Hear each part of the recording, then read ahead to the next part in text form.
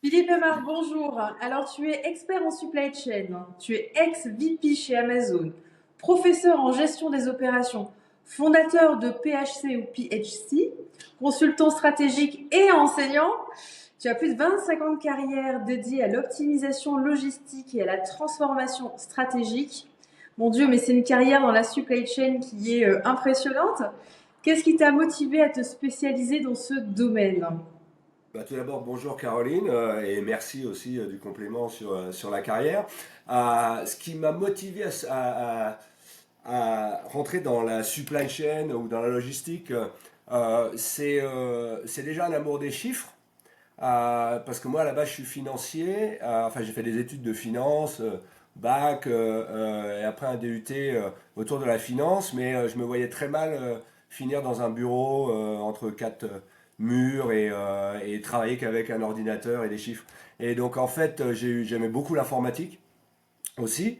Et donc, en fait, j'ai eu l'opportunité, en regardant, de découvrir que cette fonction qui a été très morcelée dans les entreprises pendant des années et des années, ça existe depuis très longtemps, la logistique ou la supply chain, mais qui était morcelée, en fait, cette fonction commençait à s'organiser. Alors, on est dans les années 90, hein, évidemment, et commence à s'organiser, et donc des diplômes apparaissent, et j'ai l'opportunité de faire mon dernier diplôme dans ce domaine, qui est vraiment une combinaison, en fait, de quelque chose de très concret sur le terrain, de travailler avec des équipes, parce qu'en supply chain, on a beaucoup de gens qui travaillent avec nous, que ce soit dans l'entreposage, dans le transport, une combinaison aussi de chiffres, parce qu'évidemment, il y a énormément de chiffres, de logique aussi en supply chain, et une combinaison parce que c'était déjà à l'époque grandissant, la construction, ou en tout cas la formalisation de ce département de l'entreprise aussi impliquait la technologie, alors l'informatique à l'époque, on reviendra, mais sur des sujets un petit peu plus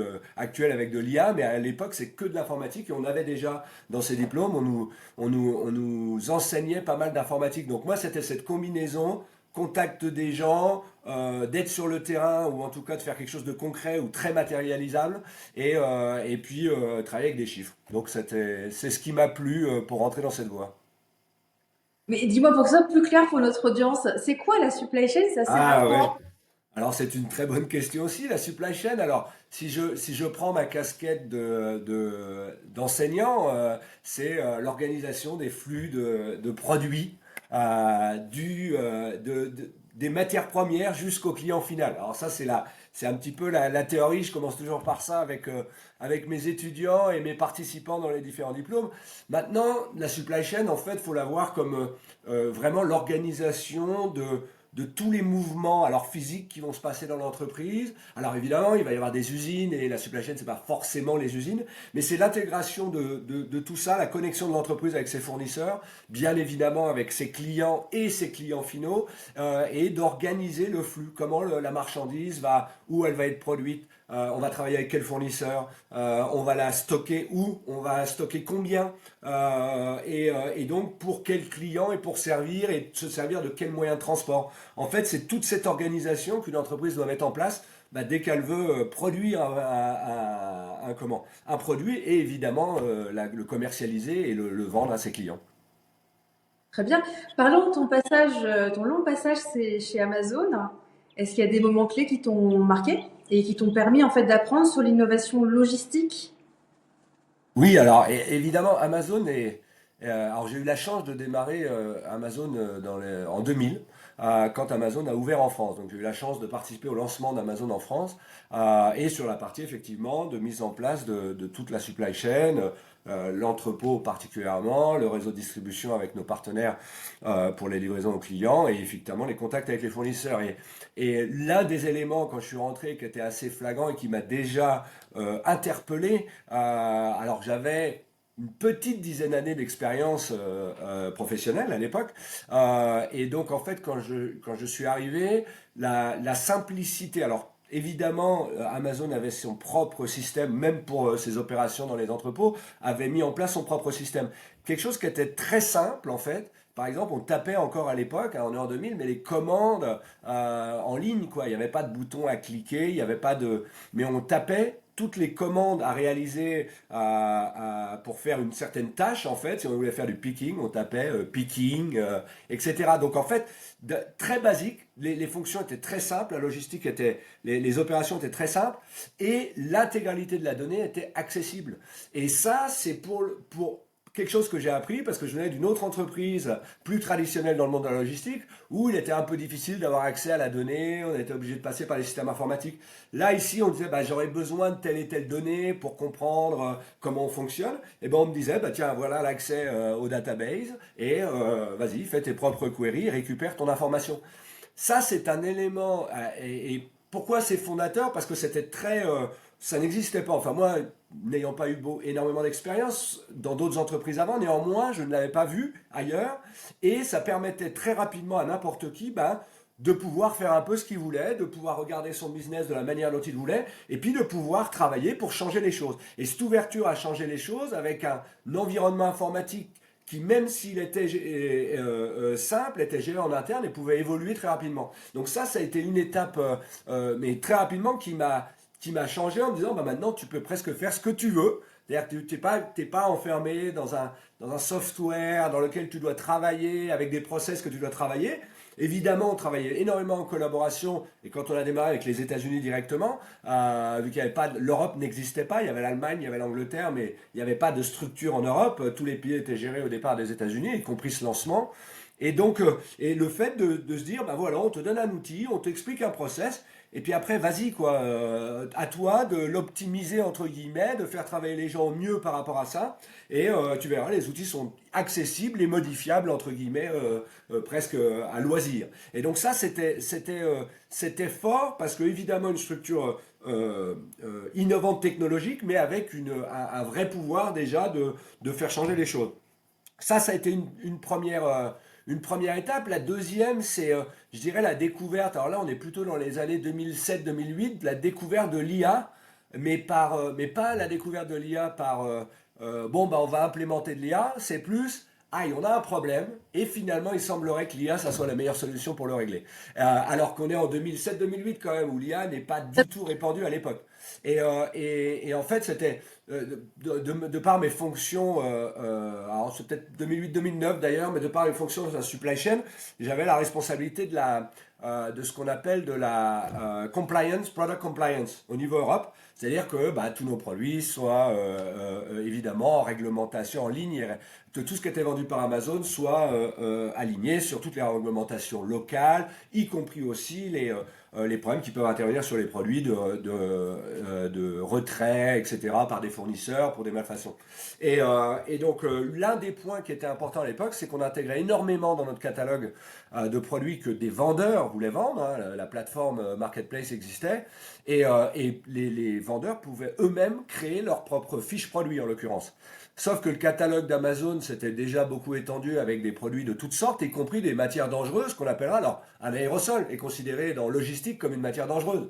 Donc un simple déodorant devient un produit particulier néanmoins, notamment quand on commence à en avoir beaucoup et quand on doit le transporter. Et donc ça nécessite dans tous les systèmes logistiques qu'on ait les bons attributs, qu'on sache, parce qu'on n'a pas le droit de mettre dans un avion, etc. etc. Donc, mais malheureusement, comme notre catalogue était ouvert à tout vendeur, ils pouvaient eux-mêmes créer leurs propres fiches produits et devaient, alors ils étaient tenus de mettre ce qu'on appelle les attributs sur ces produits, c'est-à-dire que quand un produit était classé de par les réglementations de transport dangereux, ils devaient eux-mêmes le déclarer en tant que tel pour qu'on puisse le traiter proprement après dans nos centres de distribution, dans nos réseaux de transport. Sauf que malheureusement, on n'en avait pas la certitude. Donc en fait, on avait des équipes qui faisaient partie de la Product Compliance qui étaient là pour vérifier et s'assurer que pour ces produits-là, on pouvait les corriger, que les attributs étaient là et qu'on pouvait les corriger. Le problème, c'est qu'Amazon se développait tellement vite, c'est qu'en fait, on n'arrivait pas à avoir les effectifs suffisants qui permettaient de vérifier ces attributs. Et donc, on s'est retrouvé avec des fois des attributs faux et potentiellement des risques. Et en fait, à un moment, on avait beau rajouter du monde pour vérifier, la croissance de l'entreprise ainsi que la croissance de ces nouveaux produits, vu que c'était quelque chose qu'Amazon voulait absolument développer, un catalogue très vaste, bah, faisait qu'on était bloqué. Donc en fait, on a, alors en travaillant entre nous, les équipes, on va dire opérationnelles, et les équipes techniques de développement software, en fait, ils ont inventé un product classifier, en anglais, un système avec de l'IA, machine learning, qui lisait en fait les intitulés des produits, les descriptifs, et qui, grâce à des mots-clés, pouvait catégoriser automatiquement les produits, parce que quand ils voyaient aérosol, bon, bah, ils savaient que là, potentiellement, il y avait un risque, donc ils pouvaient les flaguer et les donner. Et en fait, ça a amélioré énormément la productivité des gens qui étaient en charge de libérer ces produits et de faire en sorte qu'ils soient sur le site et qu'on puisse les vendre.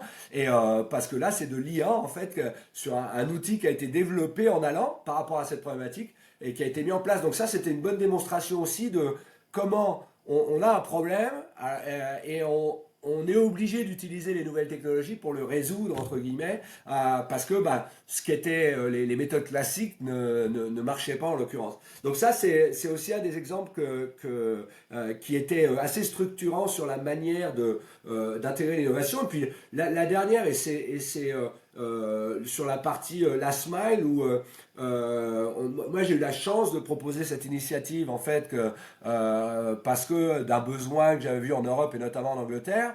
Et c'est de l'innovation, mais c'est pas de la technologie, c'est juste de la pensée innovative, ou comment dans une entreprise, en fait, on laisse libre cours à l'innovation. Et je pense que pour le coup, Amazon alors, ça a été prouvé au début.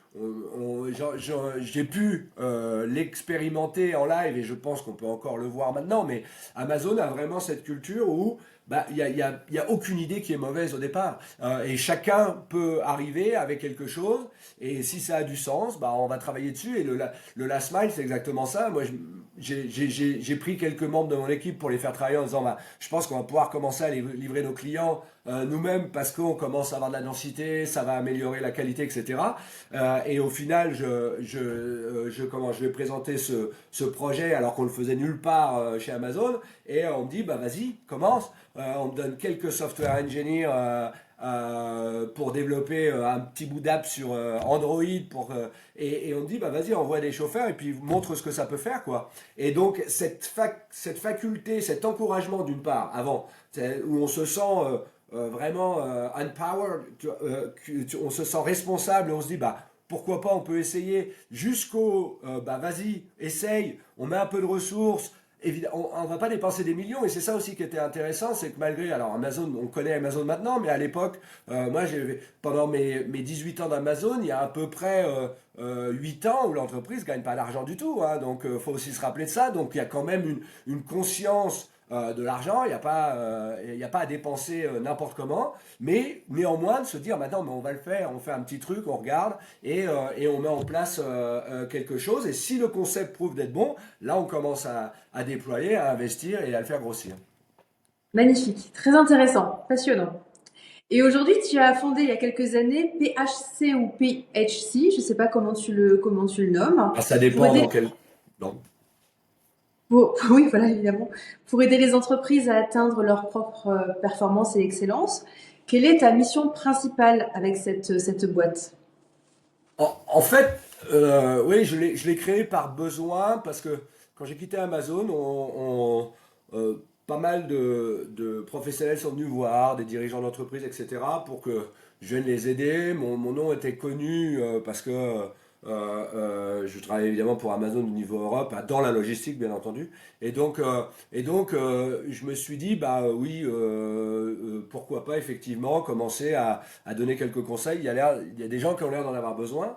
Et évidemment, toute entreprise peut avoir besoin de conseils. Donc en fait, ça a été créé comme ça par besoin, parce qu'on est venu me voir initialement. Donc j'ai créé cette entreprise, et depuis, j'essaye en fait de... Alors j'essaye pas de donner aux gens, j'essaye pas de faire aux gens de l'Amazon, loin de là, hein. C'est par contre de tout ce que j'ai pu apprendre effectivement sur une manière de faire de la logistique, effectivement en prenant la technologie, mais aussi en prenant l'excellence opérationnelle, par exemple aussi, le contrôle en fait de ces opérations, aussi dans un aspect stratégique, pour que ces logistiques servent vraiment le but de l'entreprise et ce que l'entreprise a défini comme sa stratégie, que ça soit commerciale ou financière en l'occurrence. Et donc, et je me suis retrouvé effectivement dans des positions, alors que ça soit à travers du conseil simple en tant que consultant, mais aussi par rapport à mes missions à travers des conseils d'administration, des conseils stratégiques, en fait, à aider ces entreprises de structurer leur logistique pour soit apporter un petit peu plus d'efficacité opérationnelle pour les clients, d'une part, soit de l'efficacité financière aussi, ou soit simplement de remodeler une logistique pour qu'elle réponde plus aux besoins parce que l'entreprise est en croissance, parce qu'elle est en train d'avoir un changement assez fondamental de stratégie et de réadapter cette logistique. Donc en fait, c'est ça, j'interviens avec des comités exécutifs, en comité d'administration aussi ou conseil de surveillance pour essayer d'amener des réflexions ou aider en tout cas les entrepreneurs, les membres de comité exécutif à avoir cette réflexion et à pouvoir faire évoluer leur logistique ou leur supply chain en général. Très bien. J'aimerais qu'on revienne sur la technologie, donc l'IA et tous les process d'automatisation qui jouent donc un rôle important aujourd'hui dans la supply chain. Comment tu vois les tendances à venir? Alors, les tendances actuelles, je dirais, parce qu'en fait c'est assez récent, on a eu la supply chain elle a été, je sais pas si on peut dire en retard, mais était peut-être un peu en retard. Et c'est vrai que ça fait, alors je dis récent, encore une fois, ça fait 5-10 ans qu'on commence à voir ces technologies arriver et il y a encore énormément d'opportunités. Les trois grands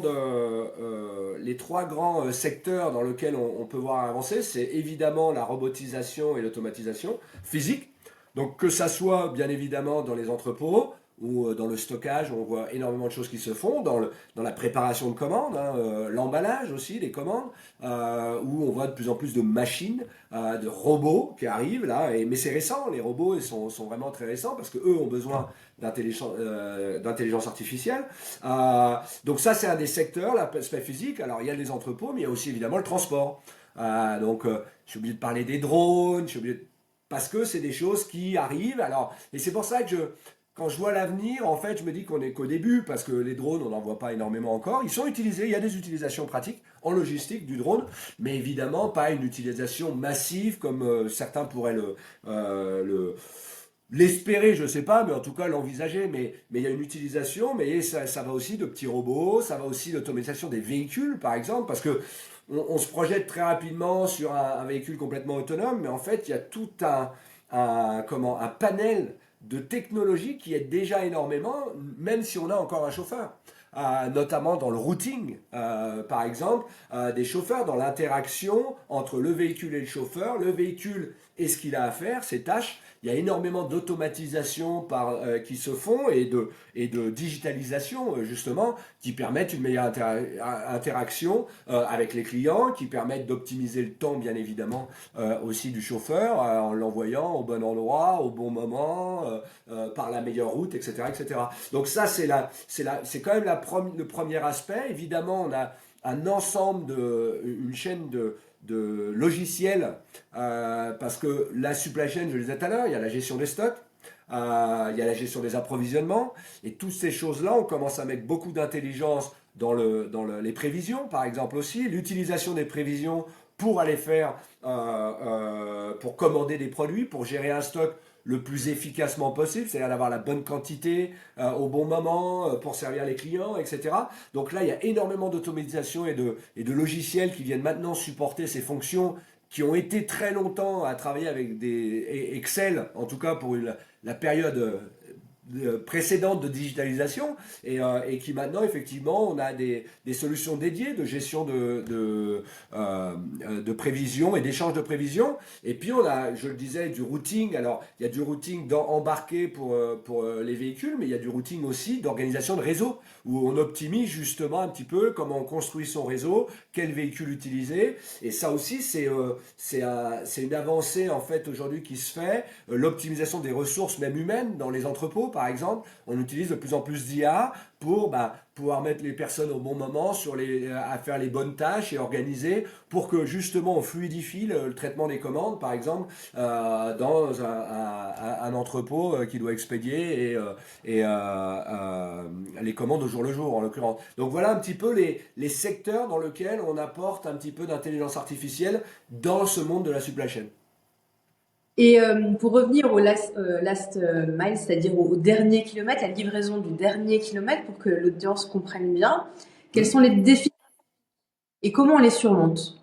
Est-ce que tu peux nous donner des cas, même si tu en as un petit peu parlé avant, mais Ouais, alors les défis, il y a, alors ils sont comme partout en fait. On a un défi qualitatif assez important de qualité et de rapidité. C'est-à-dire qu'on veut l'une des choses qui caractérise alors que ça soit dans le e-commerce ou pas d'ailleurs, parce que on peut parler du B2B comme on dit, c'est la même contrainte. C'est qu'on veut que le produit qui a été commandé en tant que client, qu'on soit un consommateur final dans le e-commerce ou un industriel dans du B2B avec un autre fournisseur, on veut que ce qui a été commandé arrive dans les temps chez soi et évidemment en bonne qualité. Et ça, c'est un des défis du last mile. Alors évidemment, le last mile va plus se référer au e-commerce en l'occurrence, à la livraison du dernier kilomètre pour le client final. Mais ça, c'est une vraie problématique parce que l'une des plus grosses raisons de mécontentement de clients dans le e-commerce, c'est effectivement sur cette partie de la livraison.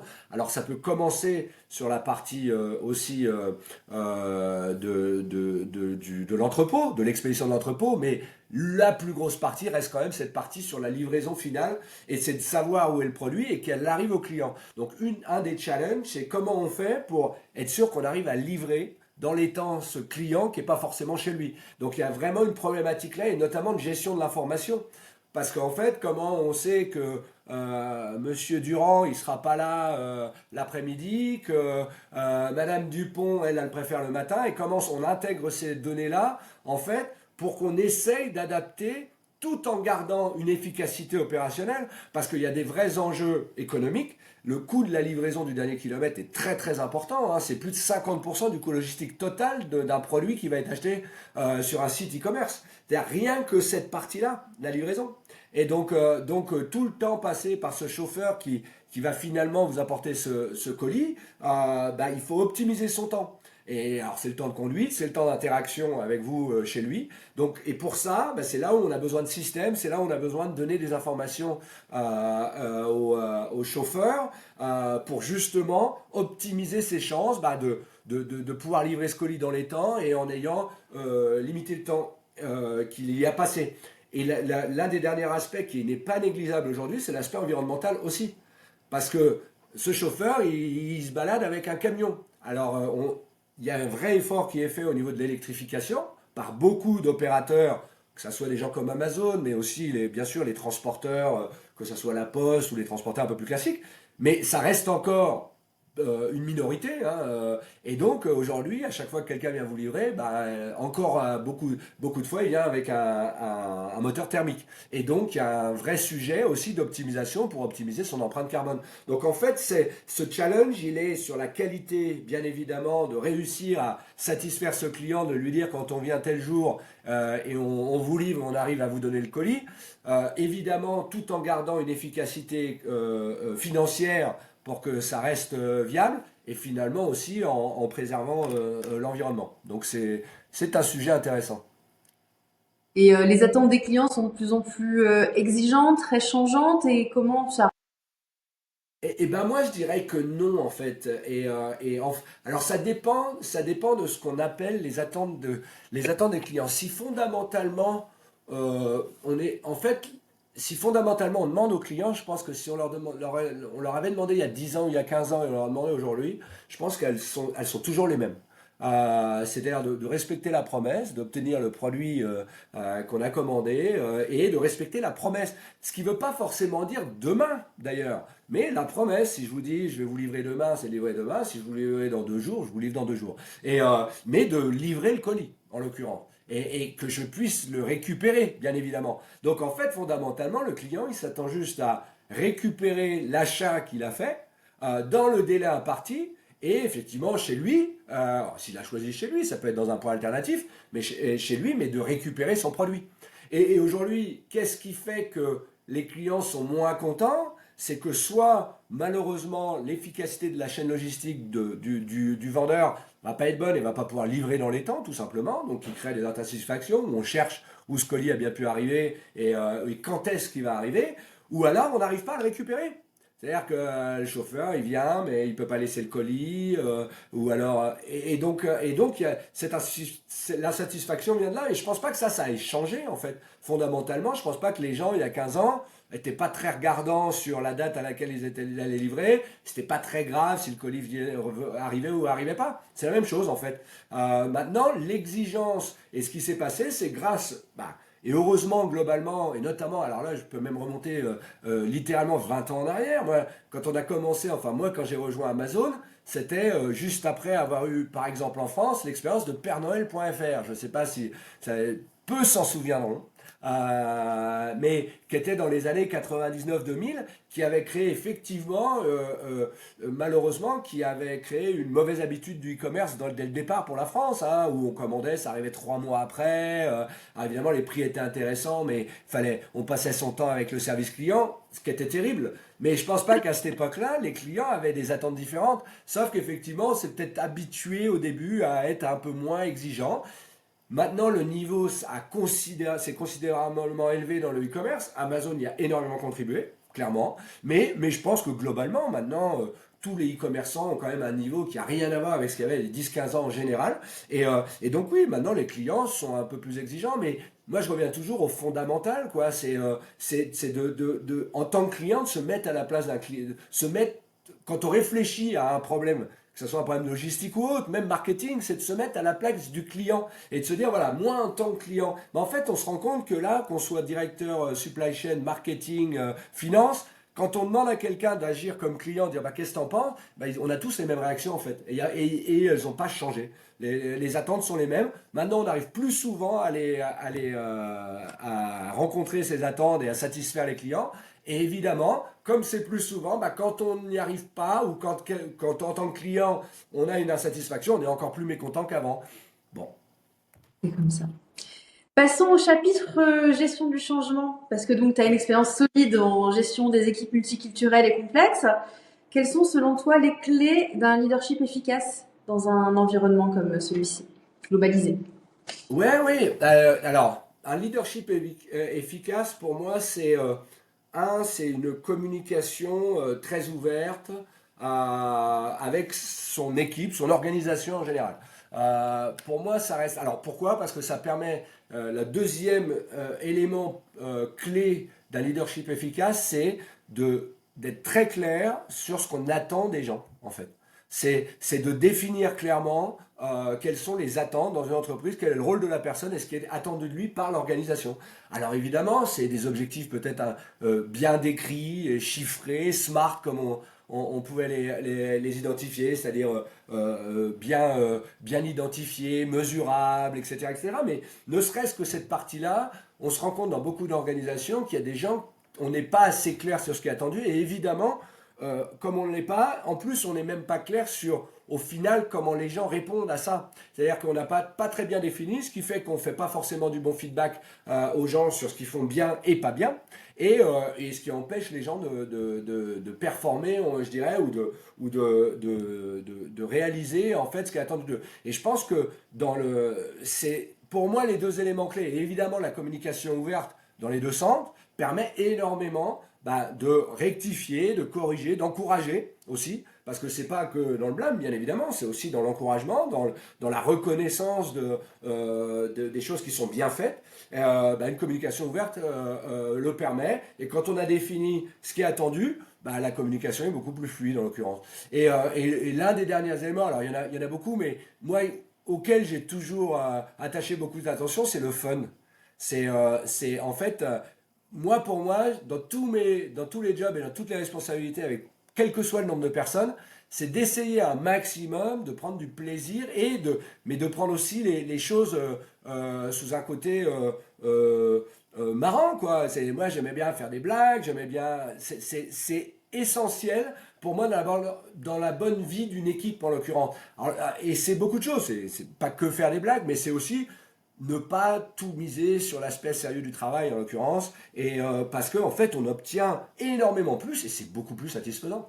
Moi je prends beaucoup plus de plaisir, que ça soit dans mes cours, que ça soit en interaction, d'avoir des interactions cordiales où on peut effectivement rigoler, plaisanter, etc., plutôt que d'être dans le sérieux, même si des fois il y a des situations où le fun ne peut pas être là. Et moi, c'est d'ailleurs l'un des éléments qui était clé chez Amazon, presque quand je suis rentré, parce qu'il y avait trois règles, c'était les clients, make history et have fun. C'était la troisième le troisième grand mantra d'Amazon. Et c'est vrai que c'est important. Donc, parce qu'on embarque beaucoup plus facilement les gens aussi, quand on rend la chose agréable, sachant que le travail en général, c'est pas agréable.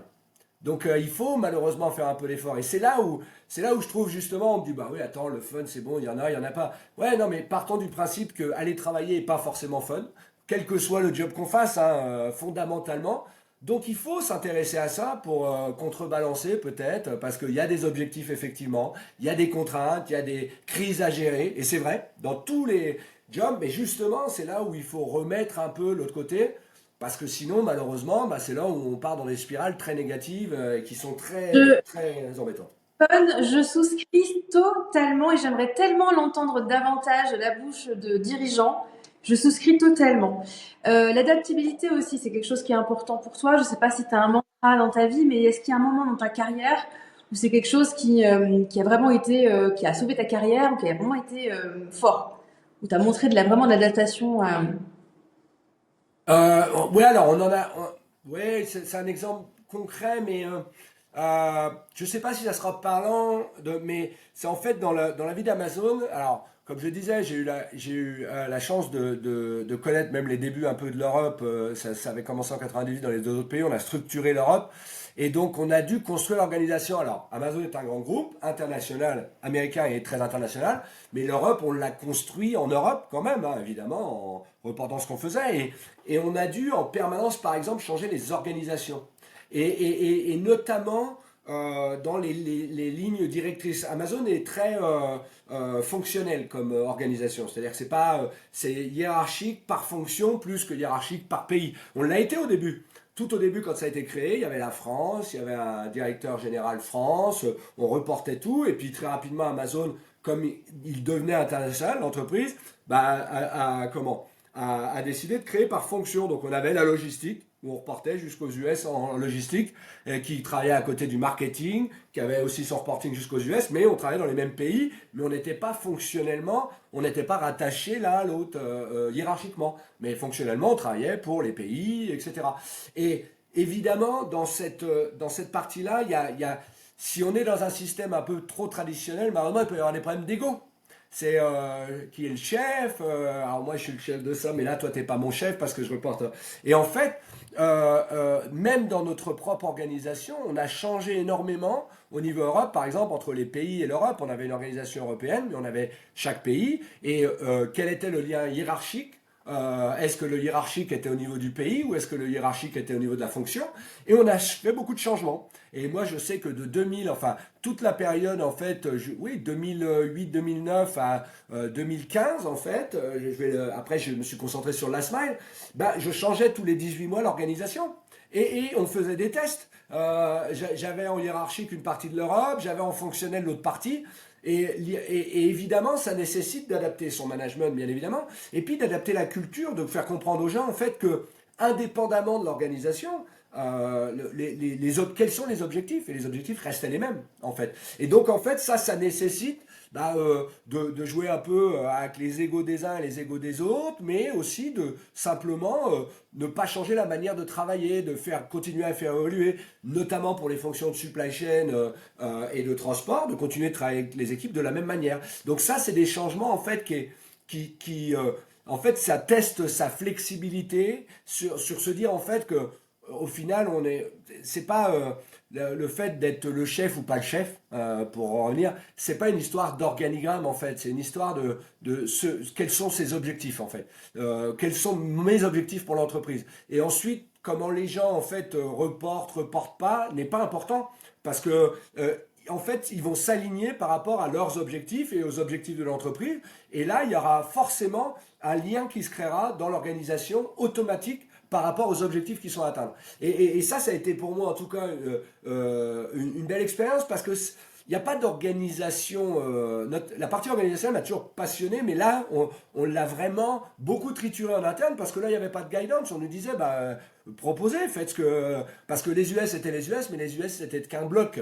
Donc nous, on était multi-pays déjà, donc on avait cette obligation un petit peu de composer, mais on nous a laissé faire parce que. Et on a fait des tests et on a réinversé parce que l'objectif était de trouver l'alignement optimum par rapport aux objectifs et pas forcément d'avoir un tel qui reporte à cette partie-là, etc. Donc ça met en place, en fait, ça oblige à se dire, je ne deviens pas chef parce qu'on m'a mis au-dessus sur l'organigramme, je deviens responsable de ce que j'ai à accomplir pour l'entreprise et les gens s'aligneront de toute façon sur vous. Et passent parce que c'est vous qui avez été mis là. Et on a fait plein de tests comme ça. Et c'était en fait un bel Et enseignement. quel conseil du coup tu donnerais à des dirigeants, des leaders qui sont en période comme ça là de grands changements d'incertitude? Est-ce que c'est ce conseil-là? Il y en a d'autres qui Ah sont bah, à donner. ouais, comment il y a alors après, les conseils, ça dépend de quelles organisations, bien évidemment, de la taille des organisations. Parce que, mais alors, sur la partie organisationnelle, moi, je dirais toujours, ne faites pas, à une grande entreprise, c'est de ne pas vouloir copier un modèle particulier. Il n'y a pas de, parce qu'on parle toujours d'organisation matricielle, etc. Mais en fait, il faut se créer son organisation matricielle. C'est-à-dire que dans une entreprise, il faut pouvoir combiner un aspect hiérarchique, parce qu'il en faut, c'est quelque part obligatoire, hein, mais aussi un aspect fonctionnel. Donc évidemment, il faut pouvoir mêler les deux. Maintenant, Amazon a fait l'option en général d'être très fonctionnel, c'est-à-dire que tous les groupements sont fonctionnels et non géographiques, par exemple. Alors il y a un niveau géographique, mais quand même regroupé en termes de fonctionnel. Et puis il y a des entreprises qui restent très géographiques et ne veulent pas de fonctionnel. Le patron du pays a l'ensemble de ses services, etc. Mais le problème, il faut savoir mêler les deux. Il faut savoir l'adapter à sa culture d'entreprise. C'est-à-dire que faut que, d'une part, les gens qui composent l'entreprise, notamment quand c'est une entreprise qui a un certain vécu et une histoire, se sentent bien dans cette organisation, dans laquelle ils répondent au mieux aux besoins de l'entreprise et au mieux de leurs tâches. Donc en fait, mais c'est de quand même toujours réfléchir à comment on peut combiner au mieux les intérêts d'un objectif commun qui est souvent, quand on est en géographie financier, par exemple, où on a un PNL sur un pays. Donc on se dit, ah bah oui, au moins tout le monde aura le même objectif, donc on les met tous sur la même organisation. Mais il y a aussi un besoin de s'aligner au niveau fonctionnel, d'apprendre, de faire de l'échange de best practice, etc. Et là, on a besoin du fonctionnel, notamment quand on est sur un groupe multi-pays. Donc en fait, mon conseil, c'est de dire, quel que soit votre modèle d'organisation, analysez les deux phases, faites celui dans lequel votre culture d'entreprise se sent le mieux. Si vous avez historiquement été géographique, bah demain, flippez pas en fonctionnel parce que ça va être désastreux potentiellement, parce que les gens. Par contre, c'est pas parce que vous avez toujours été géographique que vous ne devez absolument pas aller voir le fonctionnel qui a des intérêts énormes quand vous êtes un grand groupe. Après, sur de plus petites entreprises, c'est voir des startups et autres, c'est complètement différent, bien évidemment. C'est plus des choses à l'inverse, c'est de dire, moi, je fais toujours le parallèle, une grande entreprise, faut lui désapprendre ce qu'elle sait, parce qu'elle sait énormément de choses, notamment quand elle a et l'ouvrir à des choses nouvelles et au changement, et aussi l'ouvrir au changement sans forcément lui dire ce qu'il faut faire, mais qu'elle génère son propre changement. Parce que la connaissance est dans l'entreprise. On peut pas, moi, je peux pas arriver dans une entreprise, même si c'est de l'e-commerce d'ailleurs, et dire bah, vous devez faire ci, vous devez faire ça, parce que je viens de chez Amazon. Parce que l'entreprise a déjà un vécu, mais il faut générer néanmoins les réflexions et aider les gens à réfléchir à comment ils pourraient faire les choses différemment avec leur expérience, parce qu'il y a des gens très compétents dans les entreprises, alors dans les petites et dans les grandes, mais dans les grandes entreprises, c'est pas forcément à chaque fois, ah bah faut tout changer, hein. On n'est pas le Valérie Damido de la logistique, hein. On essaye de vraiment de travailler avec les gens qui sont là. Et donc ça, c'est pour les grandes. Et les petites, en fait, à l'inverse, on va retrouver, alors notamment quand on a des créateurs, des entrepreneurs, sur des petites équipes, des gens qui veulent tout changer, à l'inverse. Ce qui est très bien, hein, ça fait leur force, parce que potentiellement, ils arrivent avec quelque chose d'innovant. Mais eux, on leur apporte à l'inverse les choses essentielles et du business traditionnel, de gérer un business traditionnel, auxquels forcément ils n'ont pas été exposés nécessairement, et on essaye de leur ajouter ça. À l'inverse, il y en a, on essaie de les ouvrir, alors je ne dirais pas que les autres on veut les fermer, mais on veut leur donner des outils dans lesquels ils n'ont pas été exposés, parce que trop jeunes, etc. Mais des bonnes pratiques, parce que tout n'est pas... L'innovation ne fait pas tout, il ne faut pas toujours tout rejeter ce qui avait été fait avant, et donc il y a des choses dans l'organisation, par exemple, dans la manière d'embaucher, leur donner de la bonne pratique qui a été éprouvée ailleurs, etc. Ça leur permet d'aller plus vite à faire des choses sur lesquelles ils n'ont pas besoin de passer de l'innovation. Et peut-être des fois, ils veulent tout innover dans tous les domaines. Et finalement, c'est là où on leur dit, bah, là non, concentre-toi sur ton métier. Et là, vas-y, innove avec tes équipes. Par contre, la manière d'embaucher, la manière de créer une culture dans ton entreprise, la manière de faire certains actes de marketing, par exemple, pour gérer un produit qui va... Là, peut-être que remets-toi sur des schémas plus classiques qui ont prouvé qui marchaient. Prenons justement une start-up ambitieuse. Quelles seraient les 3 priorités que tu pourrais lui donner, des actions vraiment pratico-pratiques à prendre? Alors, concrètement sur le métier de la logistique ou en général pour gérer leur business? Pour la supply chain. Ouais, oui, oui, alors il peut y avoir des secteurs dans lesquels il faut aller, mais il y a tellement de choses dans la supply chain qui sont intéressantes. Si c'est des endroits où aller piocher et essayer de trouver des nouvelles choses, bah, je dirais continuer à faire de l'automatisation de tâches répétitives, qui peuvent être physiques, bien évidemment, mais qui peuvent être aussi des opérations informatiques, des opérations virtuelles. Donc c'est pas forcément attaché, mais de s'intéresser à tout ce qui est automatisation de ces parties-là, parce qu'il y a beaucoup de choses qui sont faites et il y a plein de petits softwares qui le font. Il faut continuer à prendre des petits bouts et à les automatiser pour améliorer d'une part le résultat, mais aussi enlever des choses qui ne sont pas forcément intéressantes à faire pour des gens, des individus. Il y a des choses qui ne sont pas forcément intéressantes à faire. On peut mettre une machine pour le faire, ça le relève et on les laisse se focaliser justement là où on a peut-être besoin de réfléchir un peu plus. Donc ça c'est une des parties. Il y a une partie, moi, qui m'a toujours été chère et quelques entreprises commencent à s'y intéresser, à innover dans ce domaine et je pense qu'il y a encore des choses à faire, c'est la formation, alors aux tâches, c'est pas, mais des collaborateurs. C'est-à-dire en fait comment faire, parce il y a un seul il y a un seul critère qui fait qu'on a des opérations ou de la logistique qui marche bien, parce que la logistique, il y a quand même beaucoup d'opérateurs qui vont d'un chauffeur, un préparateur de commandes, il y a énormément, c'est assez vaste. Et comment faire pour qu'on reproduise une bonne expérience? Qu'est-ce qu'une bonne expérience et comment la reproduire au mieux et aider les gens à faire ça? Donc tout ce soutien pour qu'on puisse former les gens et donc ou les équiper tout simplement, ça va dans la formation, mais après dans les outils qu'ils utilisent, pour qu'en fait les gens ne se trompent pas, en fait, qu'ils sachent ce qu'ils aient à faire, qu'ils puissent toujours bien le faire, parce on leur dit ce qu'il faut faire de manière simple, de manière délivrée au bon moment, etc.